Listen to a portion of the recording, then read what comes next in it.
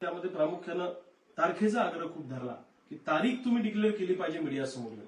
कारण हे तारीखच द्यायला तयार नव्हते. हे असं म्हणाले की एप्रिलमध्ये आमच्या समितीचा अहवाल येईल, समितीचा अहवाल आल्यावर आम्ही कर्जमाफी करू.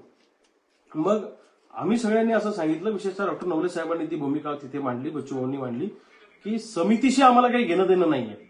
तुम्ही समिती करा नका करा, पण कर्जमाफी करा आणि विशेषतः फ्लेक्झिबल जास्तीत जास्त लोक कर्जमाफीमध्ये बसतील असं करा आणि निकष ठरवायच्या वेळेस सगळ्यांना पुन्हा इन्व्हाइट करा, शेतकरी नेत्यांना सहभागी करून घ्या.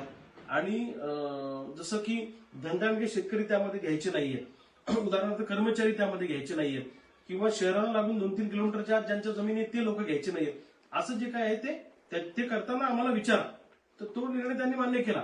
पण कधी कर्जमाफी करू हे त्यांनी सांगितलंच नाही. ते सांगायलाच तयार नव्हते पहिले 2 तास.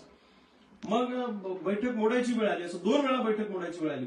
मग ते 4-5 नेते, ते प्रमुख नेते मंडळी सगळे, मुख्यमंत्री उपमुख्यमंत्री सगळे आत गेले. त्यांनी काय 15-20 मिनिटं चर्चा केली आणि फायनली 2 तासानंतर मग त्यांनी असं सांगितलं की आमचा अर्थसंकल्प पहिले चुकीचा आहे, कोणत्या कोणत्या योजनांवर आमचा पैसा खर्च होतो. त्यांनी त्यांची मांडणी केली.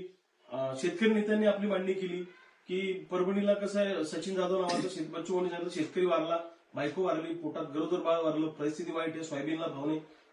शेतकऱ्यांची परिस्थिती मांडली आणि त्यानंतर